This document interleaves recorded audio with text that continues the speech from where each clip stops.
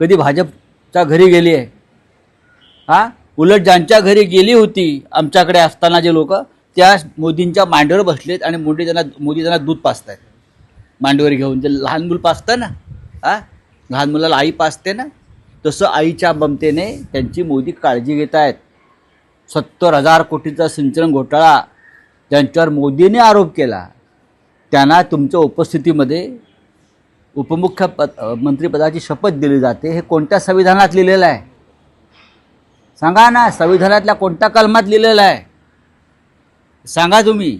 ज्या पद्धतीनं या राज्याचं सरकार आमदार फोडले, 10व्या शेड्यूलनुसार सगळे अपात्र ठरायला पाहिजेत.